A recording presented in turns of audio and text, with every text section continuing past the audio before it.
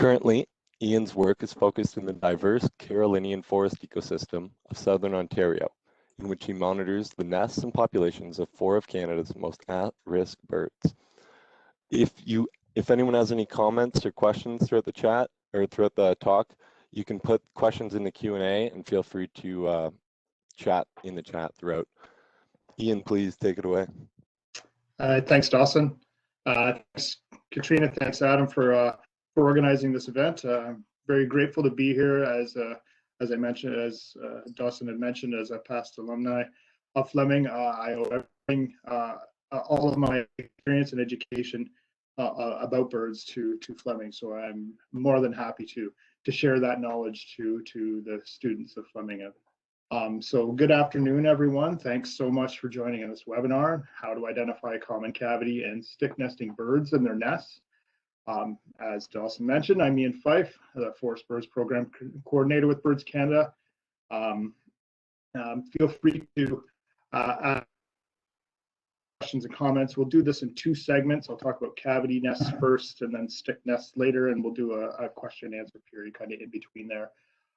Before I get started, I'm going to give you a little bit more detailed info of who I am, my experience with identifying nests, and what I do at Birds Canada. So first of all, as mentioned, 2009 alumni of Fleming's Fish and Wildlife Program.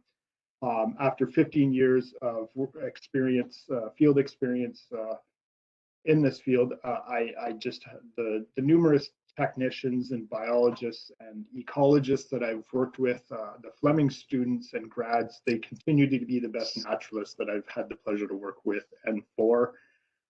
As an avian ecologist with an interest in human-bird interactions, I am especially interested in how and why birds choose the habitat they do, and especially their ability to adapt to use uncommon habitat types. So I think the most relevant experience I have with respect to my knowledge about identifying bird nests are the 2.5 years I spent at Trent University, master's student, where I was studying incidental take of forest birds by forestry activity.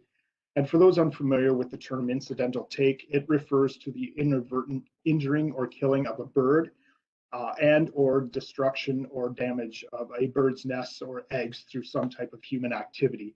So this term is usually reserved, and the available resources are going more towards the commercial forest or the commercial fishing industry, as well as the forestry industry. But the oil and gas sectors have also been penalized under this law. I spent 2 field seasons searching for and monitoring as many bird nests as possible to determine how many of those nests had been destroyed by forestry activity. I was also looking at how that forestry activity impacted the bird's ability to successfully complete the breeding process. Over those 2 field seasons, I was able to successfully find and monitor over 400 bird nests. In my current position, I'm also looking for and monitoring species at risk nests to determine how productive they are each year. So continuing with that, my current position, we monitor populations of 4 of Canada's most at-risk birds in the Carolinian region of southern Ontario. These birds are the Acadian flycatcher cerulean warbler, the Louisiana water thrush, and the prothonotary warbler. Our work includes completing extensive population and habitat surveys for these species. Another important aspect to my position is building and maintaining relationships with private and public landowners. The importance of collecting this information guides us to make better decisions for bird conservation and habitat management. As an avian ecologist and seeing a bird's habitat as the most important function to ensure the success of a species, it's important that we understand and be able to provide that information to ensure good land stewardship, especially surrounding species at risk. Okay, so this is a heavily instructive and information-based webinar. I'll try not to come across too robotic, but it is. I tried to keep the slides as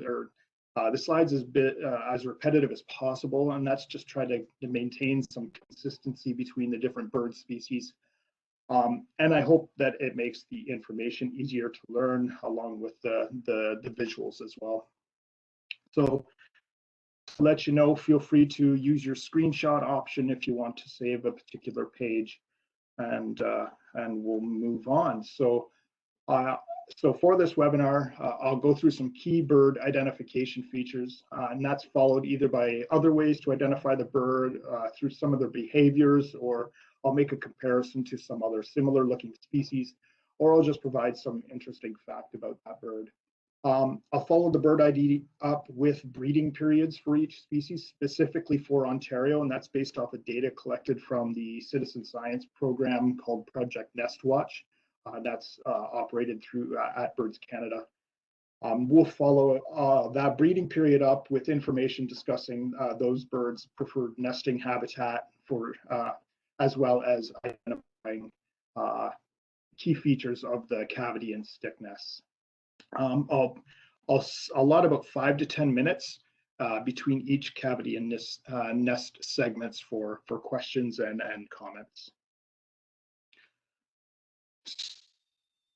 Are off with forest cavity nest species. This obviously isn't an exhaustive list of species, but I just tried to focus more on common species you'd find in forest, woodlots, and urban areas. So let's get started. Our first bird is the pileated woodpecker.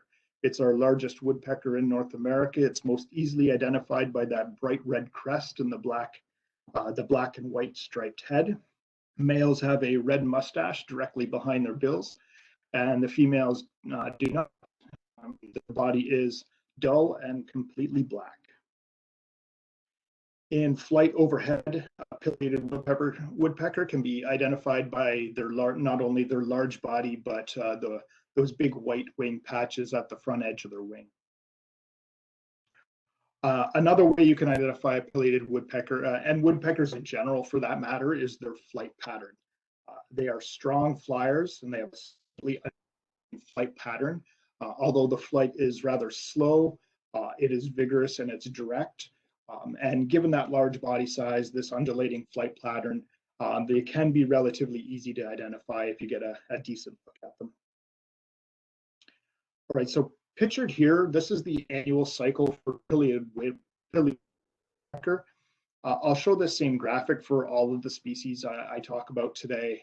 This circle, the outside circle there, it just displays the months of the year on the outside, and then we have those three inner circles with different shades of blue. So that outer dark blue circle, that shows the migration period for the species. As you can see, there's no migratory period for pileated woodpeckers. They're a non-migratory bird, which means they stay around all winter.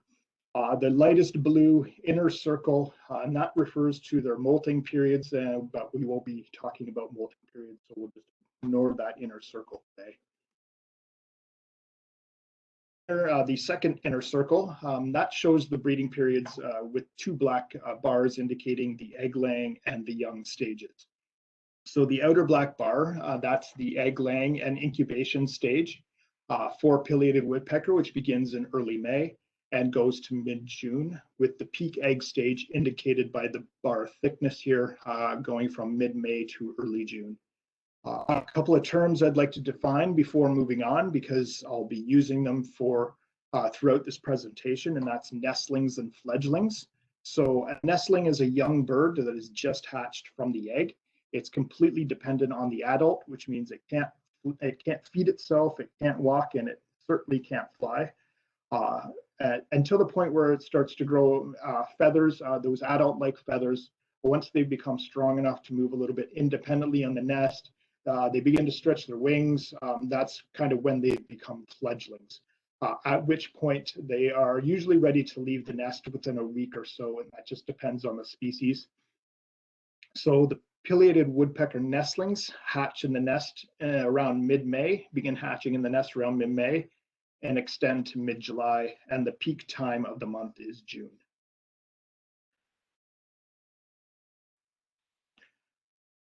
Excuse me. Pileated woodpeckers most often use a nest and roost in dead trees within mature stands of either coniferous or deciduous forests. Roost sites are typically in dead trees that have multiple cavities, and that's like the one pictured here on the right. Multiple cavities just give the adult opportunity to type of predator, and they're also the roost sites are also excavated throughout all seasons. A young pileated woodpecker, they'll use a large diameter live tree to roost until they locate a cavity, and that's usually about a week after. So as I mentioned, nest trees are in dead or deteriorating live trees and within a mature or late successional stand of any type of forest type. Both males and females excavate the cavity. The entrance holes are large and oblong, and that makes them a bit distinctive from other woodpeckers, which are round. So cavity holes are 9 to 12, can be anywhere from 9 to 12 centimeters high, and they're about 8 to 9 centimeters wide.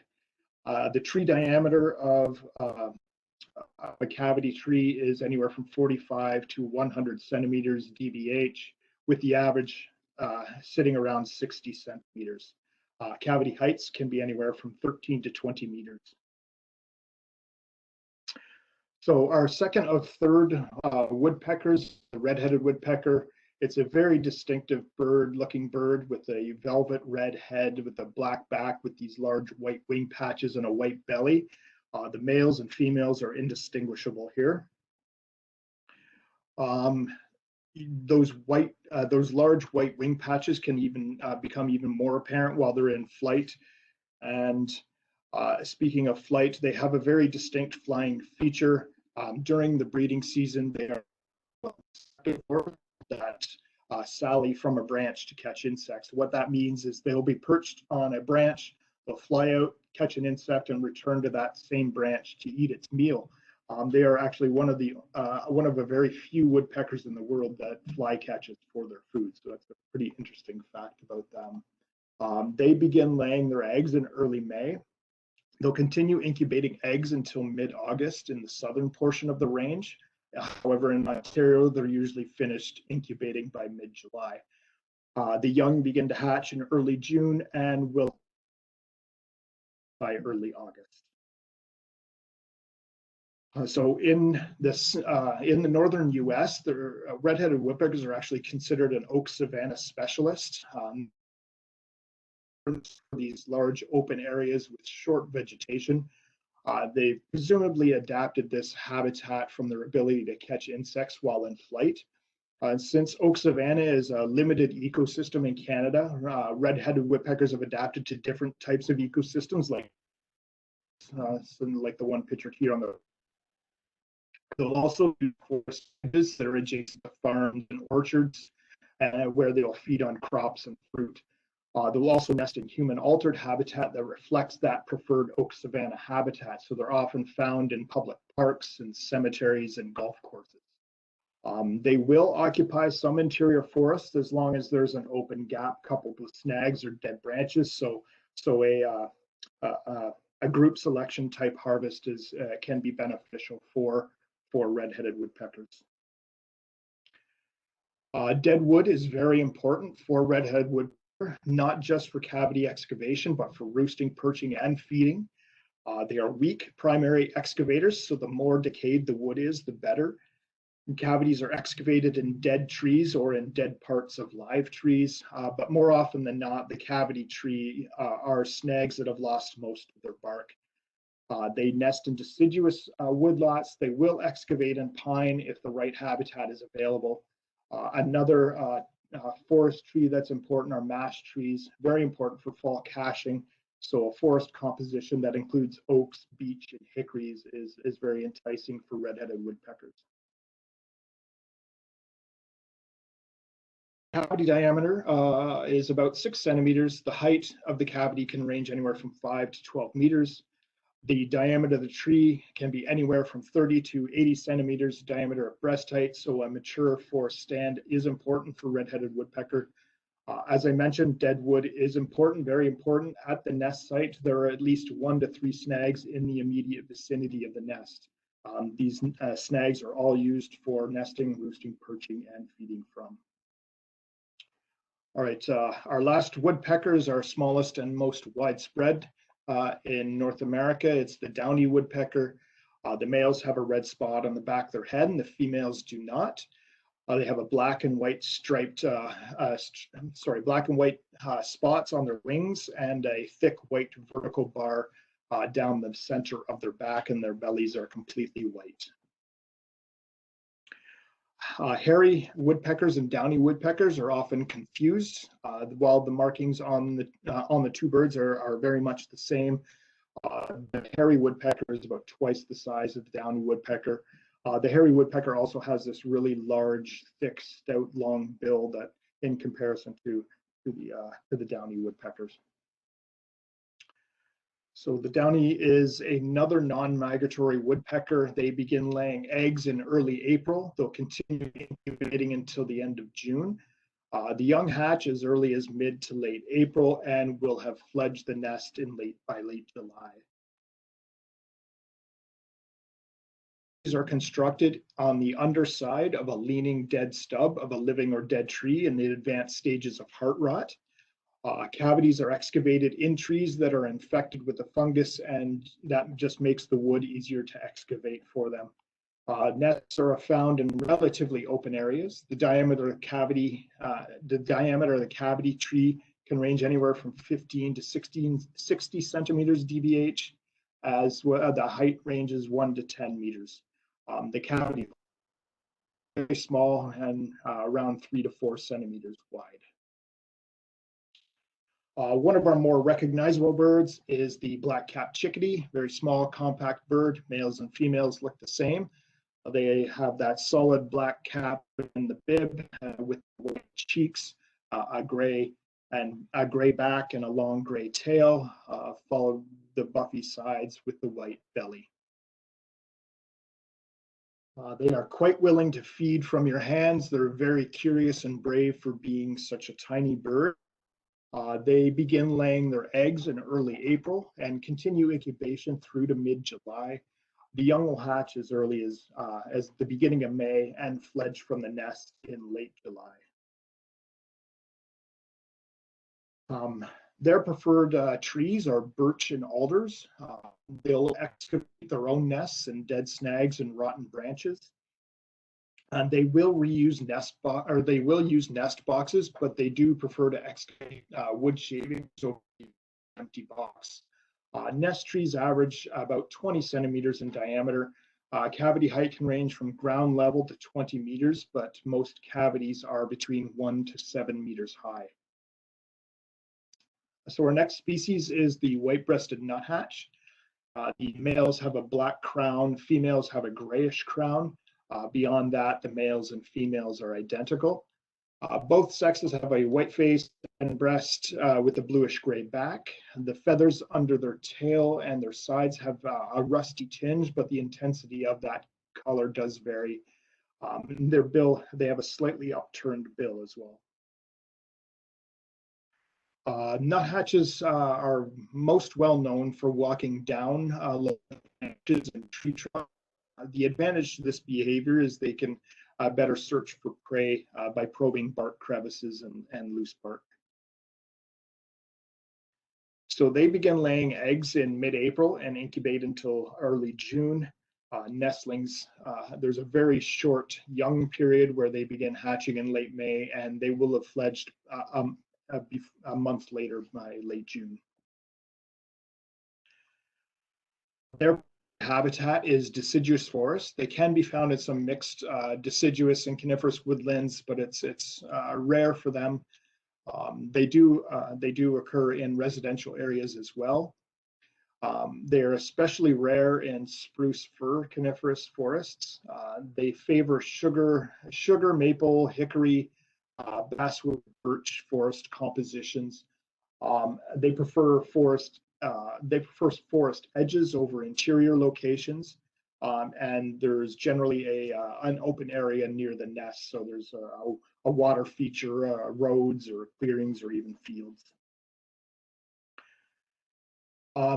They will use, as I mentioned, mostly deciduous trees. They will occasionally build in a coniferous tree, but it's very rare. They use natural cavities or old woodpecker holes to build nests. They may enlarge the existing hole, but they do not excavate the cavity on their own. They often reuse those same cavities year after year. The cavity location can be anywhere from 5 to 20 meters above the ground, and the entrance is anywhere from 3 to 6 centimeters. prefer the larger end of that range there. So their cousin, the red-breasted nuthatch, they have a bluish-gray back with a distinct rufous cinnamon-colored breast and belly. Similar to the white-breasted nuthatch, the red-breasted nuthatch males have a dark crown, whereas the females have the grayish crown. Below that dark crown is the white eyebrow, followed by a black eye stripe that extends from the base of the bill to the nape of the neck. The male's black eye stripe is generally darker and darker as well. A few tell the difference between the two nuthatches. Obviously, the red-breasted nuthatch has the red breast and the white breast. For the white-breasted nuthatch, there's also the bluish-gray back. The red-breasted nuthatch is mostly bluish-gray, whereas the white-breasted nuthatch is bluish-gray but has black wings with white tips. There's also the alternating head pattern of the red-breasted nuthatch versus the completely white head with the black crown of the white-breasted nuthatch. Moving on to the breeding periods of the red-breasted nuthatch, they begin laying eggs in mid-April and incubate until mid-July. The young will hatch at the beginning of May and fledge from the nest as late as early August. The red-breasted nuthatch prefers a mature and diverse coniferous forest, especially forests composed of pine, spruce, fir, hemlock, and cedar. They are less frequently observed in stands of pure pine or hemlock. They will breed in mixed forests, but it must have a strong conifer composition. When they are in mixed stands, they're usually associated with poplar, aspen, and oak species. The eastern population of red-breasted nuthatch, which does include Ontario, are a bit more tolerant of mixed forest stands. They do occur in a wider range of forest types, including pure conifer stands. However, poplar and pine are their preferred nesting trees. Unlike the white-breasted nuthatch, though, the red-breasted nuthatch excavate their own cavities. Nest trees are more than likely completely dead or have a broken top, and they are less likely to excavate cavities in dead parts of live trees. Trees with multiple cavities are a good indicator for red-breasted nuthatches. Two-thirds of the nesting trees will have 2 or more cavities in them. The cavity tree diameter can range anywhere from 12.5 to 112 centimeters in diameter, and the height is basically ground level up to 30 meters above the ground. The cavity entrance is very small, averaging about 4 centimeters in width. So the American kestrel, it's our smallest North American falcon at only 30 centimeters in length. They're also referred to as sparrowhawks. The kestrel have a bluish-gray crown with the 2 black vertical stripes under their eyes. The sex can most easily be determined from the backside. Males have a rufous-colored back with bluish-gray wings, and their tails are rufous-colored with this thick black band near the end of the tail. Females, on the other hand, have a rufous-colored back, wings, and tail with extensive black barring throughout. Other ways to identify kestrels are to check hydro wires while you're in your car. They are quite often hunting from hydro wires over agricultural fields, especially in the winter. Another way to identify kestrels are in flight. They show that very typical falcon silhouette with these long, sharply tipped wings and straight, long, narrow tail. So for the graphic here, the extreme ends of the egg and young stages are most likely their southern portion of their range. In Ontario, they begin laying eggs more in early April. Incubation is usually complete around early to mid-June.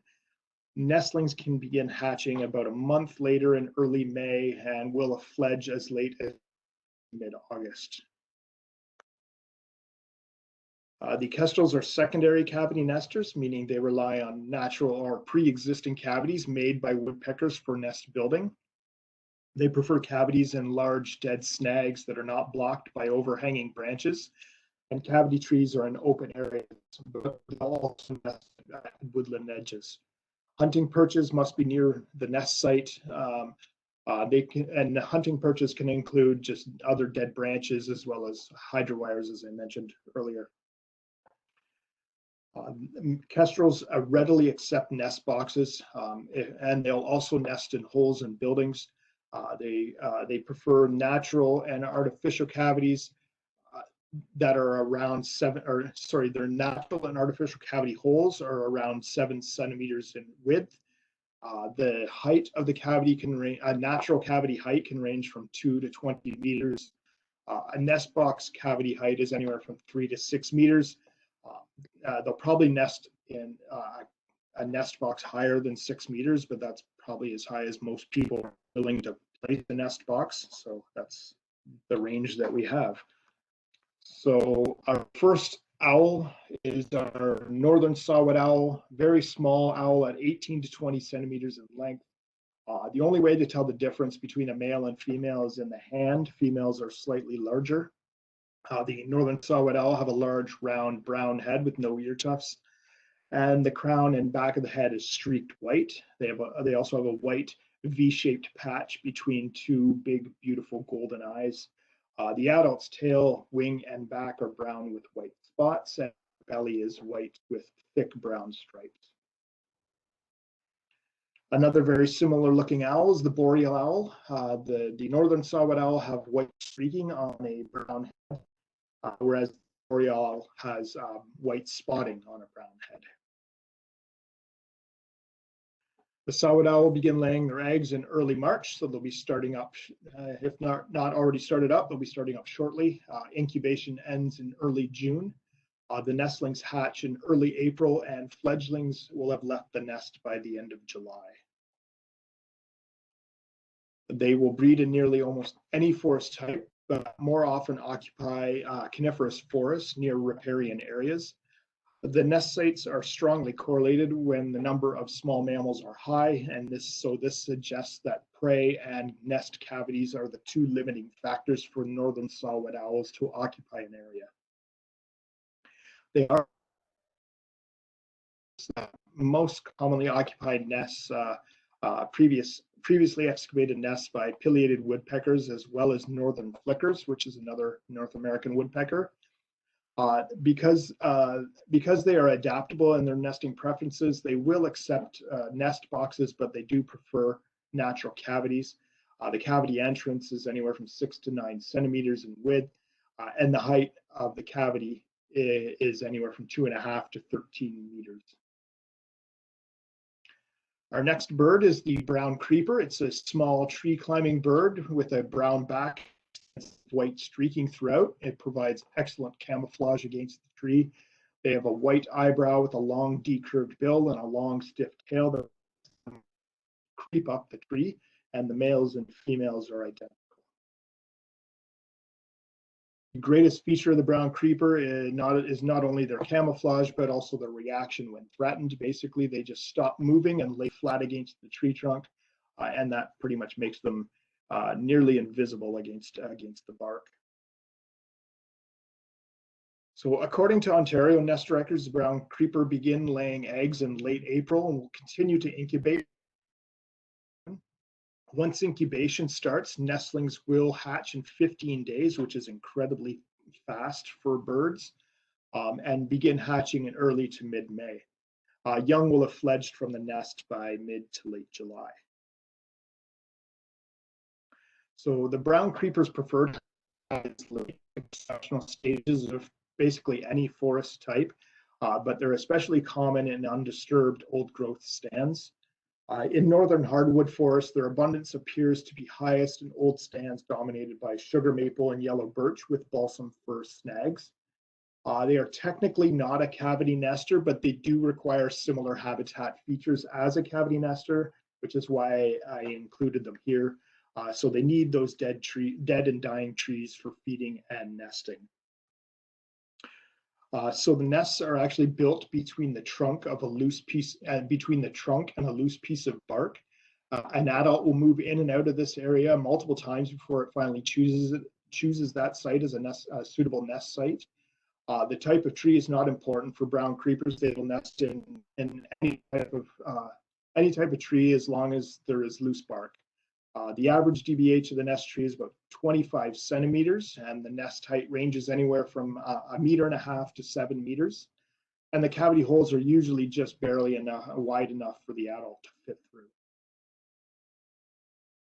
Our next owl is a barred owl. It's a large gray-brown owl that is visually distinct from most other North American owls. A round head with no ear tufts, a well-defined facial disc with a dark brown outline. They have black eyes and a yellow bill, and horizontal brown barring on their throat, and vertically elongated brown streaks on a white belly. They also have a brown back and wings with white barring throughout. Barred owls are actually increasing their range in North America, especially in the Pacific Northwest. However, it is hybridizing there with the critically endangered spotted owl, which is greatly affecting the recovery efforts of that bird. In the eastern range, their numbers are declining due to the loss of old growth forests. Barred owls are a non-migratory owl. In Ontario, eggs are laid in early March, so they'll also be starting up shortly if they're not already started. Incubation will take place in mid to late May. The nestlings will hatch about a month after incubation begins, and the young will have fledged about 4 or 5 weeks later. They prefer a mature and old forest habitat, story to nest. In Ontario, they're strongly associated with tall, unfragmented mixed wood forests and avoid young forests. Excuse me. Old forests provide nest sites, lower tree stem density for easier hunting, a closed canopy, and that's for regulating their temperature as well as for protection. The old growth forests also provide some structural complexity that provides a diversity of prey. Some also suggest that the proximity of water is also important near nest sites. They are a semester. The pairs will prospect nest sites a year before, and then will select a final site the following February to March. They'll reuse natural cavities as long as that cavity hasn't rotted out. There have been accounts of barred owl pairs reusing the same cavity for 10 consecutive years. They prefer to choose larger, taller snags of any type of tree. Nest tree diameter ranges about 47 to 60 centimeters DBH, and the height of the cavity is anywhere from 7 to 13.5 meters. The barred owl will be a good transitional bird here for this webinar because while they primarily nest in naturally formed cavities, they'll also reuse stick nests built by hawks, crows, and ravens. So at this point, I think we're going to take about 5 to 10 minutes of questions about cavity nesting birds. Feel free to type a question. I will do my best to answer them, after which we'll move on to stick nesting birds. I don't know if we want to direct this or if I should just go down the list. Okay, I think I can probably go down the list. I wasn't too sure how many questions we'd have. Shot of the woodpecker on the side was beautiful. Thank you. Not my photo, but thank you. DBH, yes. I'm glad somebody put that up there. DBH is diameter at breast height. Basically, you probably can't see me pointing at my chest. Basically, at chest level is where you measure the diameter of the tree. So they call it diameter breast height.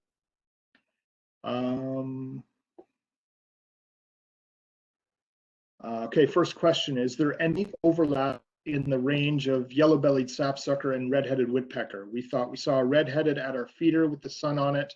It was hard to tell. Then when we saw the picture, it was actually a really, yes, yeah, then we are, I guess where you guys are, I'll say where you guys are being Fleming. So Lindsay, that's pretty much the northern extent of the red-headed woodpecker's range. They're more of a deciduous, they occupy deciduous forests in this area. So they tend not to get into too much coniferous forests, but yes, so their habitat definitely overlaps with the yellow-bellied.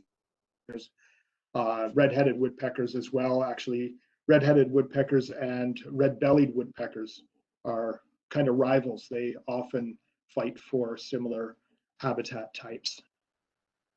But yes, there's definitely overlap between yellow-bellied and red-headed woodpeckers. Shelby Eastman asks, is there an evolutionary reason that North American woodpeckers all seem to have the black, red, and white? No, well, I mean, evolutionary reason, it's sexual selection for some, it's a sexual selection. So it has that evolutionary reason. So when it comes down to it's really the female that is selecting the color of the birds. Since it's the female that's the male in the bird world. And so it's just a sexual selection. It's whatever she sees on the bird that is enticing to that male, whatever she sees on that male that is enticing for her. So that's where we get basically colors of most birds. RJ Vanderkoy, I'm sorry if I mispronounced your name, asks, I've heard that red-breasted nuthatches spread tree resin over their nesting holes. Any idea why that is? Yes,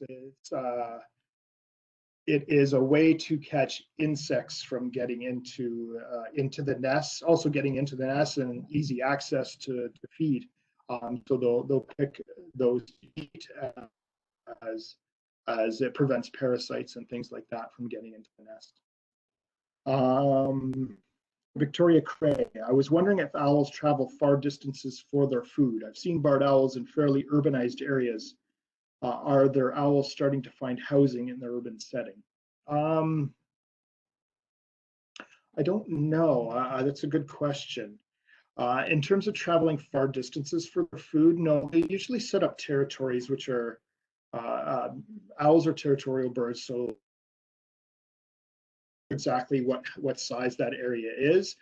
If it overlaps with some urbanized areas, then possibly it may occupy those urban areas.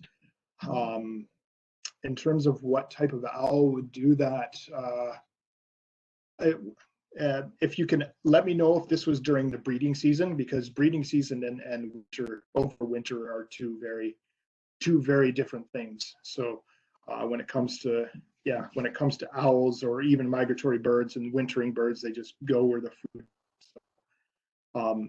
And so if it's an urban area, it was the tail end of summer, Victoria says. Okay, so yeah, probably just moving through. You probably saw them either during migration or they were moving from a territory outside. So you're probably seeing them just not in a typical habitat. And so in terms of flying far distances, then yeah, they'll fly extra distances to find that food. What is the average lifespan of a bird of prey? Oh my, that ranges. A bird of prey, say an owl, can be 10 to 15 years versus a bald eagle, which can live 30 years, I think, about 30 years. So it really depends, and it ranges quite a bit. It just depends on the species. Adam Folland, I know that there are some owls that are very nomadic, travel far distance in general. Yeah. Adam, the short-eared owl is the most nomadic bird of prey in North America. It can be found in almost every continent. I'd agree to that. Sean, sorry, it's just very small text, so I'm having trouble reading. Sean Huckla asked if you do. It depends. If you're in like an urban, or if you're in an urban area, there's usually some type of wildlife center that you can take the bird to. So like if you lived in Toronto, there's a Toronto Wildlife Center there that you can take birds to. If you're in kind of like a completely remote rural area in the middle of nowhere, the best thing to do is put it in a box, keep it warm, put some towels around it, put it in a box, but make the box dark, so that it will so that it just take away the what's the word I'm looking for? Take away the environment around it. So all it sees is the box is what I'm trying to say. Anyway, so just put it in that, put some water in there and just check on it every once in a while. That would be the best thing to do. But wildlife centers are the go-to. They're the experts. There's usually vets on staff or on hand and volunteering. So those are the best places to make injured or sick birds. Geek question from Josh. Hi, Josh. How are you? Sorry, someone. Did you use raw data and R to create the annual cycle graphs? No, that's actually from Birds of the World website. I just screen grabbed from there. No, I wish I had that, but I'll leave it up to the Cornell experts to do that. Katrina mentioned that the Kawartha Wildlife Center in Peterborough, if you're local, and Shades of Hope, someone mentioned. Dawson said had to bring an injured great horned owl we found on campus to Shades of Hope. They were very helpful.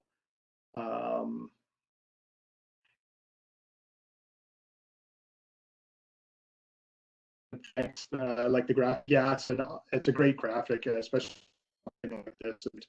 And then Adam said also a common redpoll with a broken ulna to Shades of Hope.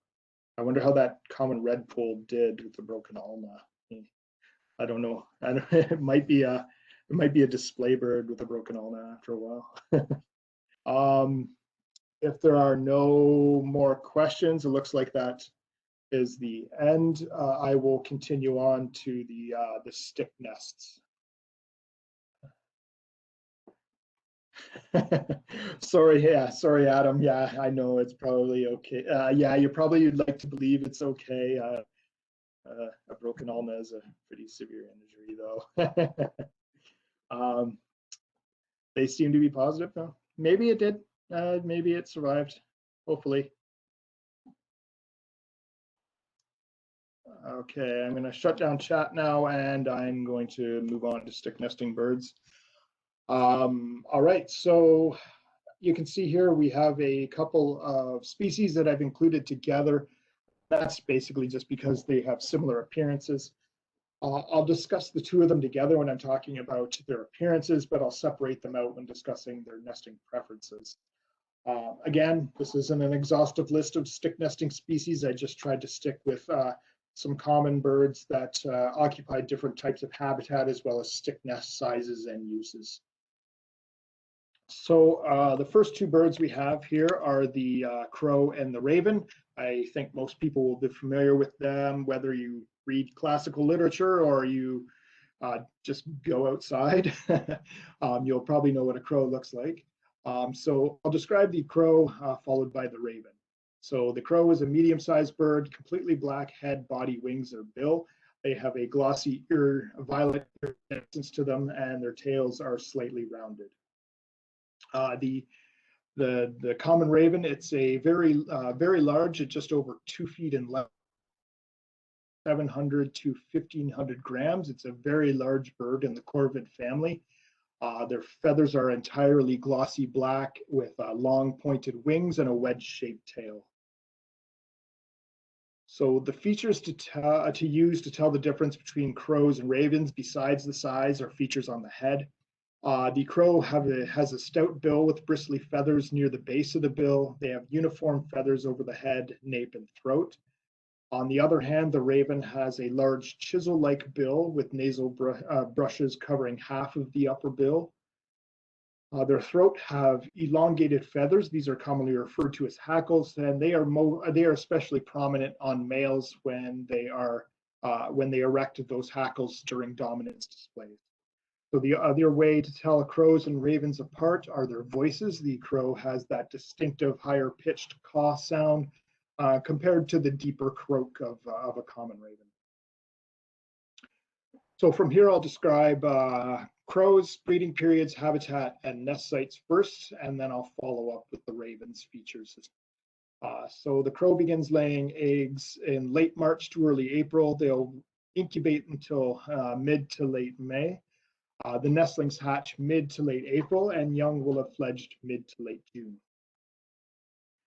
The crows use a wide range of habitat for nesting. There are only two main requirements for crows to occupy an area, and that's an open area and a tree. So they open very general. They prefer open woodlots over dense forest tracts, use a wide range of coniferous and deciduous tree species, and they'll also use shrubs to nest in.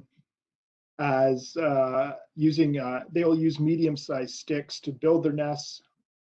Right before laying, they'll start to line their nests with finer materials such as grass, moss, lichen, animal hair, and bark.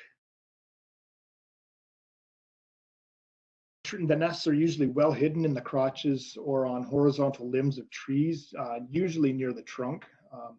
The crow are more likely to build nests in the upper 1/3 to 1/4 than at the lower levels. However, the nest height does range from as low as a half a meter above the ground to 26 meters high. The average height of the nest tree is about 11 meters and ranges about half to 30 meters tall. The average nest of a crow is about 50 centimeters in diameter, so it's about 1.5 feet wide. All right, so I'll talk about the common raven now here. So we'll talk about their breeding periods, habitat, and nest sites. So the common raven, they are a circumpolar, meaning that they are distributed across the world in the northern hemisphere. So there is a lot of geographic and environmental variation in their breeding periods. So I'll do my best to provide some information for Ontario. Most of the egg laying begins in early March to mid-April. Incubation is usually complete by mid-May to mid-June. Most nestlings are beginning to hatch mid-April to mid-May, and the young will have fledged by mid-June to mid-July. Ravens are extreme habitat generalists. Throughout their range, they breed in forests, open coasts, mountains, deserts, tundra, and they'll even nest on Arctic ice floes. They're also very tolerant of humans, but when they're in forested areas, they do prefer that wilderness aspect and avoid human activities as much as possible. Generally, they nest in conifers and deciduous forests in middle latitudes. The common raven reuse their nest site in sequential years, and they'll continue to reuse that site for many years. Nest construction begins with the male bringing sticks to the nest site. The female does most construction. Nests are usually close to the top, but with some canopy covering the nest. Large sticks about 1 meter long and ranging in diameter from 3 to 25 millimeters are used to put in place at the base of the nest and broken off of living plants or taken from old nests and placed loosely in the crotch of a tree. Smaller sticks are then used to weave and form the cup of the nest. The bottom of the cup where the eggs will be incubated is lined with mud, as well as fur from many species of mammals and shredded bark and grasses. So the base of the raven's nest will measure anywhere from 40 to 153 centimeters in diameter and be about 20 to 60 centimeters high. The nest height ranges anywhere from 5 to 30 meters. So our first hawk today is the red-tailed hawk. It's one of our most widespread hawks, most common birds of prey in North America. It occupies habitat from Alaska south to Venezuela. It's very similar in shape and size to all other related hawks, but it's most distinguishable by its reddish tail and that dark band near the tip. They're most often seen in flight. That reddish tail can be seen through the white underside. In flight, they can also be ID'd with those dark shoulder markings as well as those dark wing tips. Excuse me. Some individuals do have that thick band that reaches across their chest, but that varies, and it isn't the most reliable way to identify a red-tailed hawk. The reason for that is there are 14 recognized subspecies of red-tailed hawk throughout their range. They all vary in appearance depending on their location. On top of that, within those 14 subspecies, there are color differences. So for example, the red-tailed hawk subspecies most commonly found in Ontario has 3 different color morphs, a light, an intermediate, and a dark color morph. And this doesn't even include juvenile colors. So I won't go into any further detail about IDing red-tailed hawks, but a good Eastern North American ID book like Sibley's or National Geographic will have all those different color morphs and different comparables if you really want to geek out on hawks. So in Ontario, nest building can begin as early as late February to early March. Eggs are typically laid in mid-March and will continue to incubate until mid-June to mid-July. Nestlings will hatch as early as early April, and all young will have fledged by early August. Generally, the red-tailed hawk breeds in open to semi-open habitats, and that includes mature forests of mixed conifer and deciduous trees, and they're usually near grass or shrub lands or agricultural landscapes, and prefer to avoid interior dense forests. In Ontario, especially southern Ontario, nests are usually located near a woodlot edge next to a crop or pasture field. Both the male and female either build a new nest or refurbish a previous year's nest. The nest will be reused for 1 or more years. They may vacate it for 1 or more years, and then it'll be reused again. During nest construction, the pair are very suspicious, and human presence can cause them to abandon a nest. So if you do see a red-tailed hawk building a nest, observe them briefly from a distance and then keep moving through the area. Nests are constructed from sticks about 1 to 2 centimeters in diameter. The nest is lined with strips of bark, deciduous and conifer sprigs, and other fine materials such as poplar catkins. Nest sites are in elevated areas, usually high in the crown of the tall trees. Nests can range anywhere from 12 to 18 meters high. The nests themselves are about 70 to 75 centimeters in diameter, or just over 2 feet. Our other hawks we'll talk about today are two very similar looking hawks. The best way to identify them is by size. The sharp-shinned hawk is slightly smaller, about 10 to 14 inches, size of a blue jay or a mourning dove. The Cooper's hawk is larger, at about 15 to 20 inches, and it's about the size of a crow. When perched, the sharp-shinned hawk has a smaller head and maintains this rounded head shape. The Cooper's hawk, however, will raise a few feathers on its head and make it appear as though it has a crown. Another way to tell them apart while perched are their tails. The sharp-shinned hawk have a squarish tail with a notch at the center, whereas the Cooper's hawk has a long, rounded tail relative to their body size with a thick white band at the end, and there's no notch on a Cooper's hawk's tail. The Cooper's hawk and sharp-shinned hawk are referred to as accipiters. This is a type of hawk that primarily feeds on other birds. 90% of their diet consists of birds. Their prey capture success rate can be as high as 50%. They have short, powerful wings and a long tail. This gives them excellent maneuverability for foraging and chasing prey through structurally complex environments like woodlots, and that makes them very formidable predators. There are only 3 accipiters in North America. There's these 2 birds here, as well as the northern goshawk. Cooper's hawks will take small to medium-sized birds, sometimes mammals, and the sharp-shinned hawk takes smaller songbirds. On rare occasions, they'll take a bird the size of a robin. Some secondary food items are small mammals, frogs, and insects.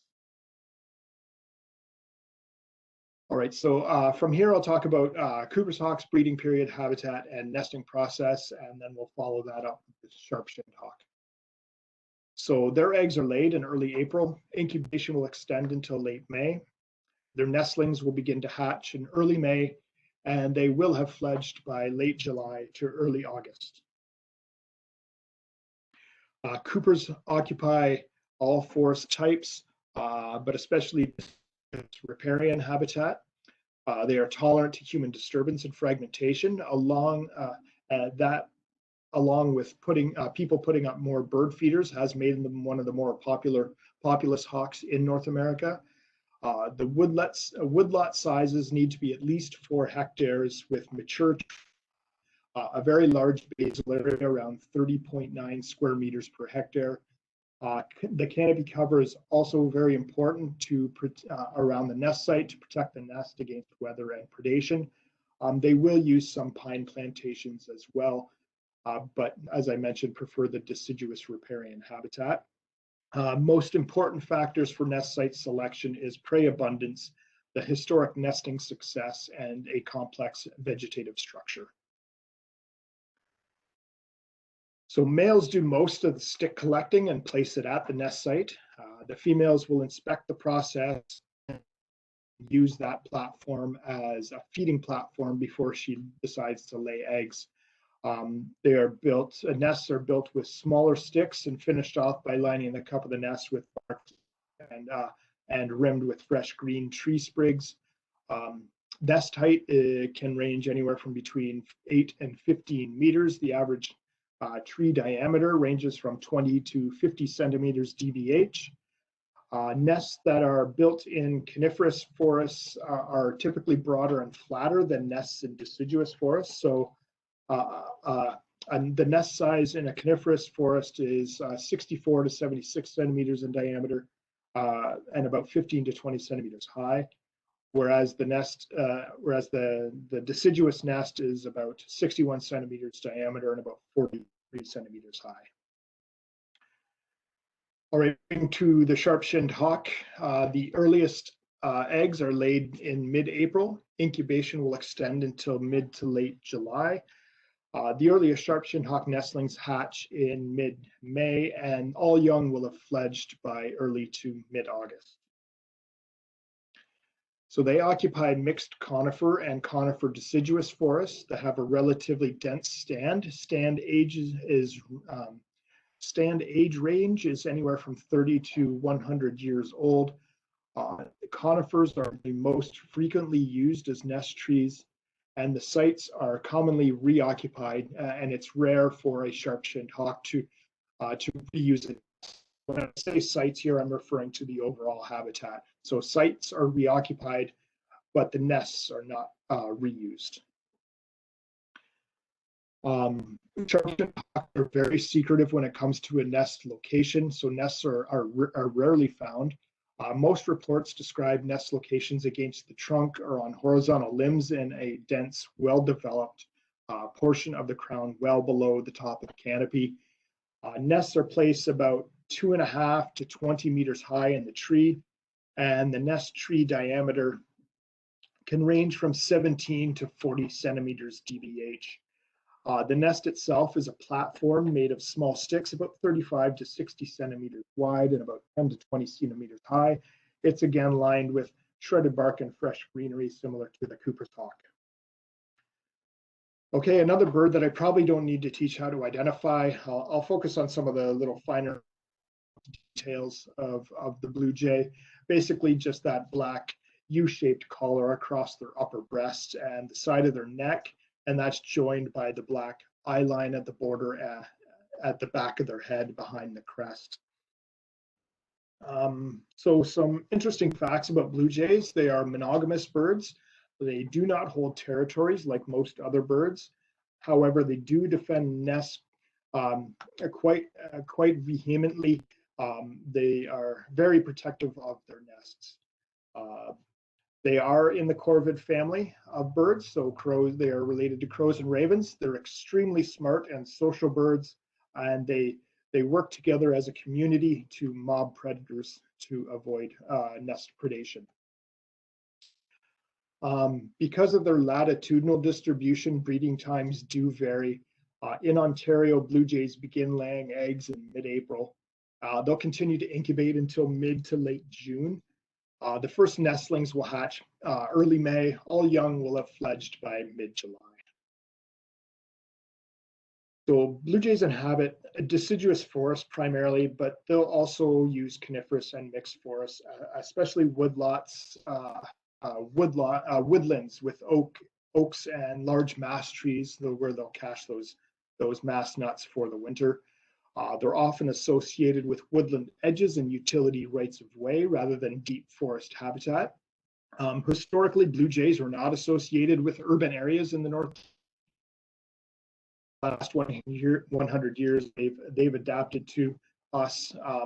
And some simple reasons for that is there's more food to exploit, there's better nesting resources, and fewer predators, so nesting success is higher.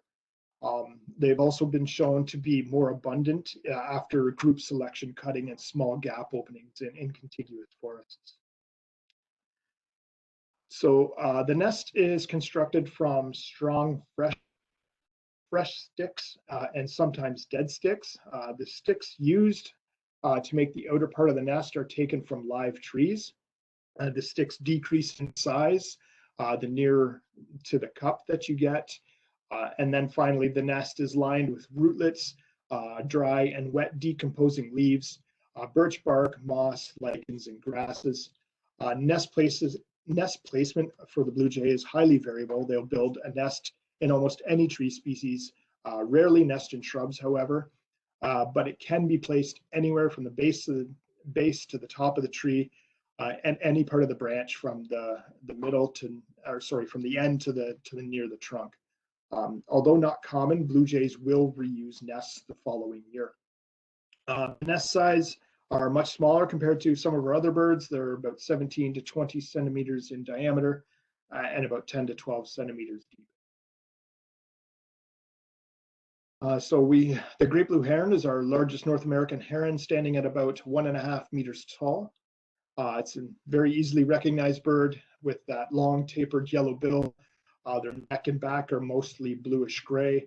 They have that mostly white head with a black stripe running from just above the eyes, and that extends to the back of the head, and that's finished off with that fine feathered crest behind the head. In flight, the great blue heron hold their neck in an S shape and fully extend their legs behind their body. And you can also identify great blue herons in flight by a very deep, slow wing beats. Great blue herons nest as single pairs, but they're most often found in colonies, and they're called rookeries or heronries. Some colonies can have over 500 active nests in them. The largest heronry ever recorded had 1,000 nests associated with it. Heronries are protected in Ontario from disturbance during the breeding and the winter season. Usually a 1 kilometer buffer around a heronry is established around the peripheral nests. So in Ontario, the herons begin laying eggs at the end of March, continue to incubate in late May to early June. The first nestlings will hatch mid-April. All young will have fledged by mid to late August. Their occurrence is quite widespread. They're remarkably adaptable. During the breeding season, they'll forage in wetlands, water bodies, and water courses of all shapes and sizes, but you can also find them occasionally in upland areas as well. They build their nests in trees and bushes. They'll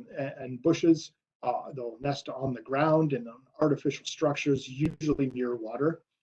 They do prefer to nest in vegetation on islands or in swamps, though. Heronries are strongly correlated with foraging opportunities, and those heronries will continue to be reused as long as those resources are available. Sticks are gathered by the male from wherever he can find them, including on the ground, nearby trees, shrubs. So even steal them from abandoned nests of other birds. Sticks are then brought to the female, and she does the constructing. The herons prefer to nest in trees, and nests built in trees are approximately 30 meters above the ground. The size of the nest varies due to the refurbishing of nests each year. So they can range anywhere from a new nest can be a diameter, while older nests can be as much as 1 to 1.2 meters across and about 1 meters high. So the rose-breasted grosbeak, it's the only bird I'll talk about today where there's marked differences between the male and females. It's a medium-sized finch. The male has black and white back and wings, a white belly with a large pinkish red triangle on its breast, and it has a very large white conical bill. The female is olive brown with dark markings on her wings and back. She has a cream-colored belly with dark streaks, and her head has a single centered pale crown stripe, and as well as eyebrows.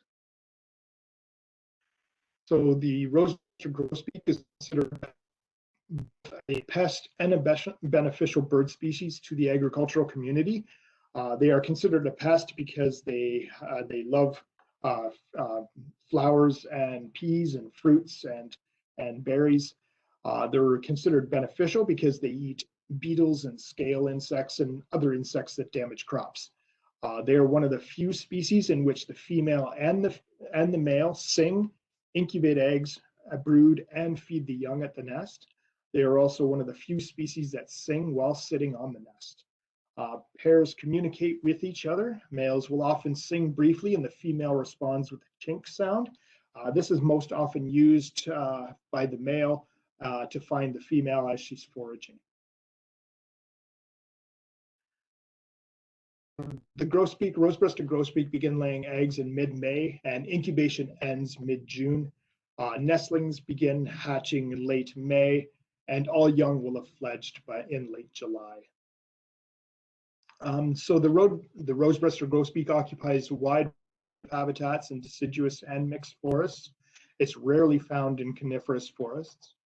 They prefer shrubby areas in mesic woodlands, swamp forests, riparian corridors, but it avoids the dry oak woodlands. They'll use open second growth woodlands in well-vegetated areas, rarely found in mature closed canopy woodlands.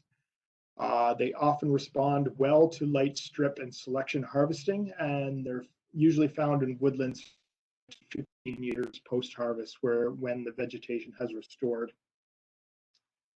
So nest sites are open or in sub-canopy. Nests are preferred to be built in saplings over tall trees and deciduous over coniferous trees. Nests built in trees are found in vertical forks or crotches of trees, which can also be found in shrubs and vines. A nest is a loose open cup constructed of coarse sticks and twigs and then lined with decayed leaves, rootlets, and hair. Nests are so loosely constructed that you can actually see eggs from underneath the nest. And although it appears flimsy, the incorporation of the twigs together actually strengthen the nest and supports the bird and the eggs and the young. So the nest height ranges anywhere from 1 to 17 meters, averaging around 6 meters. And the nest dimension is 9 to 20 centimeters in diameter and about 4 to 12 centimeters deep. Our final owl is the great horned owl. It's a large and the only large North American owl with ear tufts. The long-eared owl is actually considered a medium-sized bird. So the great horned owl have enormous yellow eyes that allow them to hunt for prey at night.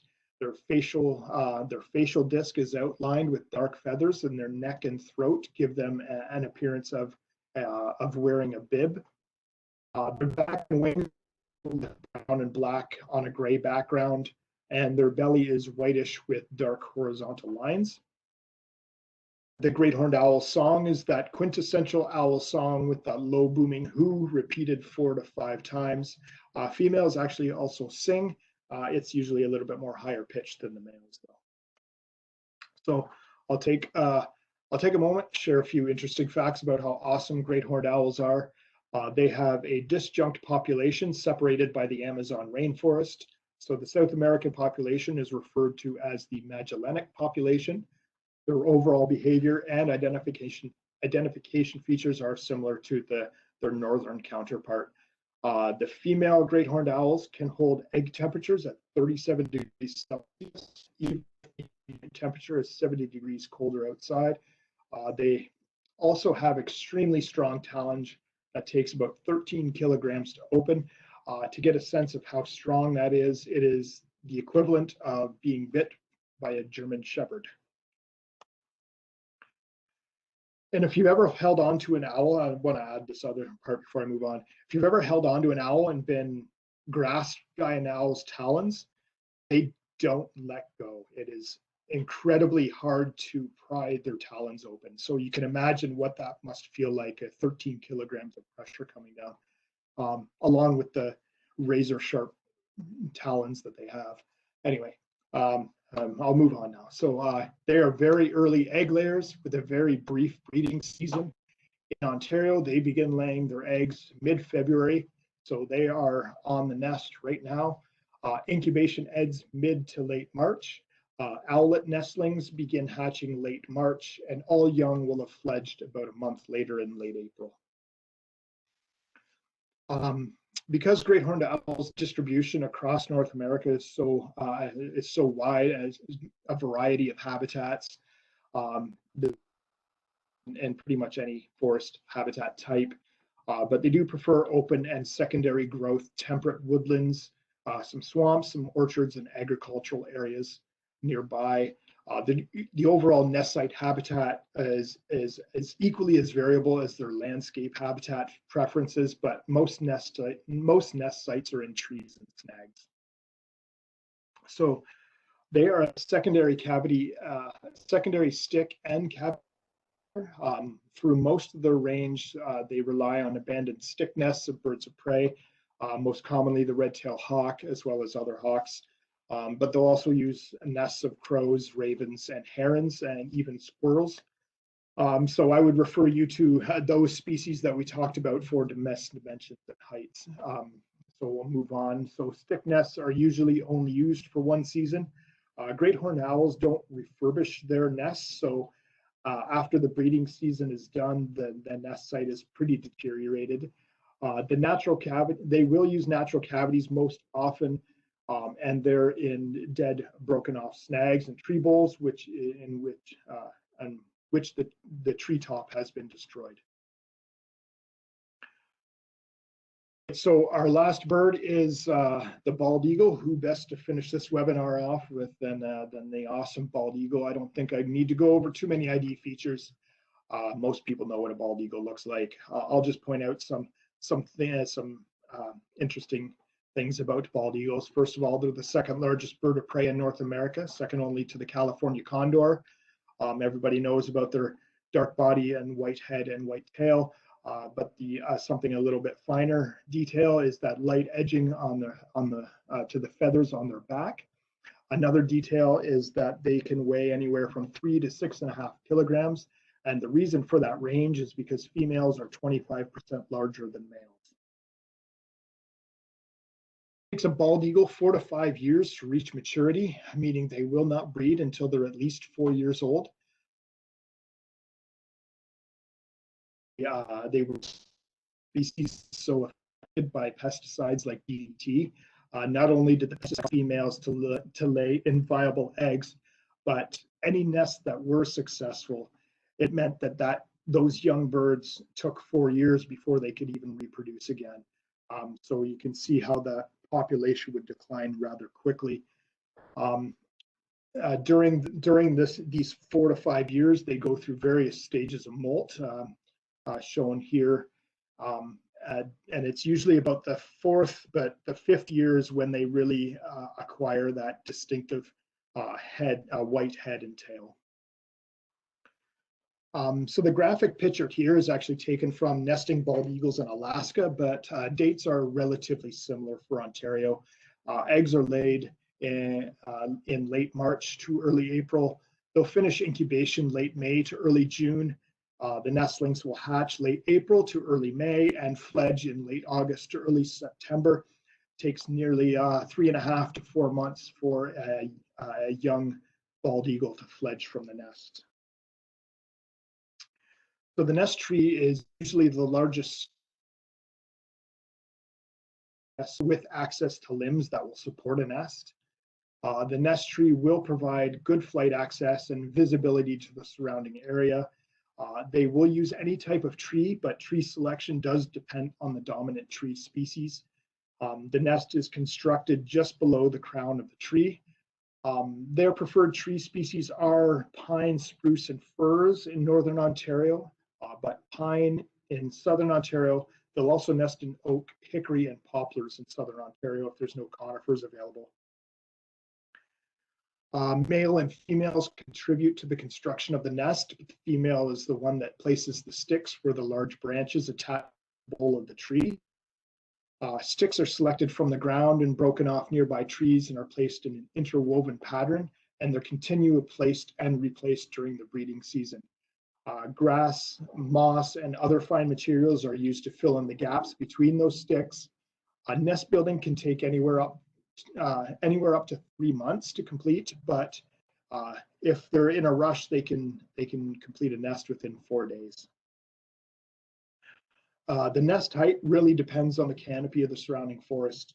In Ontario, the average nest height was about 28 meters high, with the nest tree being about 28 centimeters in diameter. There's usually no mistaking a bald eagle's nest when you come across one. They are the largest nests of all birds in the world. The nest dimensions are 1.5 to 2 meters in diameter, and anywhere from a half a meter to 1.2 meters in height. So an interesting bald eagle nest fact, because they reuse their nests, a nest in Ohio was used for 34 consecutive years. When it was finished, it measured 2.7 meters in diameter and 3.6 meters high, and it estimated to weigh almost 2 metric tons. So this concludes the Stick and Cavity Nest webinar. I'd just like to take a moment to provide the resources I used for this webinar. All photos were taken from eBird or the Macaulay Library of Images. Credit was given unless they were personal photos. All species information was taken from the Birds of the World website unless otherwise stated. Most of the breeding period information was taken from Birds Canada's nesting calendar query tool through Project NestWatch and filtered to include only Ontario breeding periods. The breeding period may vary depending on those geography and the environment. And most of this information is produced by the Cornell Lab of Ornithology, of which Birds Canada is a partner. And did I lose everybody? I hope not. My screen shut down, so I hope I didn't lose. Yeah, that was I accidentally hit a weird combination of keys and it suddenly made me forget that. No worries, no worries. Yeah, that was the last slide anyway, so.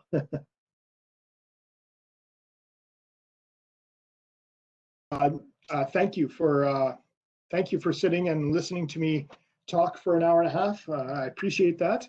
I love talking about nests. I love talking about habitats. So if you guys have any questions, I will take them up now. Please, I'll give another 5 or 10 minutes for questions here. I'll just look through here. Shelby Eastman says evermore. Yes, quote the raven evermore. The black sheep of the corvids. Adam, the black sheep of the corvids, is that the blue jay? Yeah. Yeah. Yeah, Black I actually had, yeah. I actually had a quote that I used.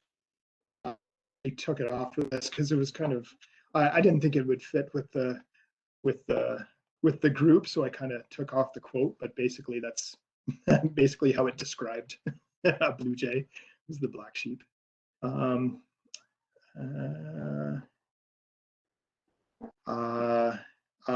Adam, that is an intimidating visual. Which tree? Sorry, what are you referring to? That was at the tree of the great blue herons. Oh yeah, yeah, that type of tree, and cormorants. Cormorants have similar trees like that, but cormorants even make it even worse because they defecate all over the tree and then all the bottom of the tree, and it's quite foul. Shelby Eastman asks, are grosbeaks named due to the size of their beaks? Yeah, gross meaning large. Adam says gross meaning large beak. Yeah, I would assume so. I'd assume that's the etymology of it.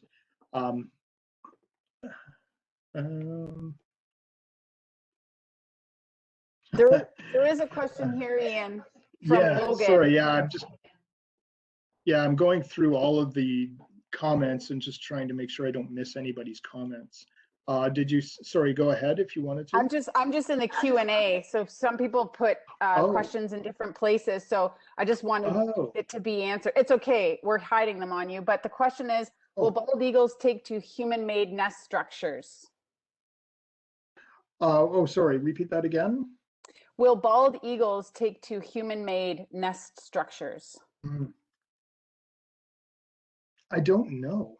That's a good question, because I mean ospreys are very similar. That those human-made plat. I've not heard of that of bald eagles using those platforms. I would like to say I'd like to say no, but I can't. I'm leaning towards no, but I really can't say 100% sure. That's a very good question, though. I have a quick question. So you've been out of Fleming for about 12 years now, and you've been with Ontario Birds for a little bit. In your experience, especially as we see things ramping up, how has climate change sort of affected if at all, affected like the structures and the timing of birds, as particularly of the ones that you've discussed in this presentation? It's hard to say over a short time period. Of course, I'm not as tuned into birds as I am right now as I was back then. Do you know what I'm trying to say? I wasn't as focused. I had like in my when I was starting my career, I was not. I was I was trying to find where my niche was, so to speak. In to the birds as I am now. That said, there's a lot of evidence for the mismatch hypothesis with birds. The mismatch hypothesis basically suggests that as climate change is, as the climate is warming, we're noticing things like the insect abundance is hatching, or insect hatching is happening earlier, and it's now offset from when young are being raised in the nest, and so we're seeing low productivity, and we're seeing low productivity at the nest, as well as birds, because they're not getting fed as well. And so that mismatch hypothesis seems to be holding true to what is happening with seems to be what's happening with is holding true with what's happening with climate change. So I can't say for personal experience or any kind of analysis that I've done. It's personally, it's not a part of what I do. Our migration ecologists would be able to answer that certainly much better than I could. But that's kind of my experience anyway. Great, thank you. There's another question. What is the optimal cavity size for great horned owls, if any? It's a natural cavity, so its range is large enough for the owl to fit into. A lot of the times they'll sit in the top of the tree that's been broken off the top, so they'll sit in the bottom as well as in the natural cavities. But they're usually, of course, much bigger because they are a much bigger bird. I don't have any details on the size of that cavity or what the average size that is, but I imagine it has a wide range.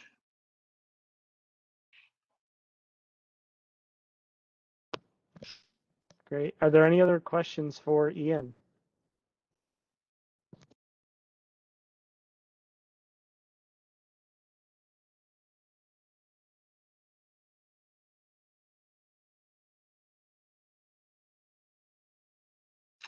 No. All right. Is that it? I believe so. I don't see any other questions. Thank you very much, Ian. This has been super interesting. Oh, thank you. I Learned a appreciate lot. it. Yeah, it's a we lot of appreciate it. information, so I hope everybody was able to take it in, and and I hope I didn't bore too many people, but it's something I love and I enjoy sharing this information. So I'm glad you asked me to be here. I'm more than happy to do it again if you need.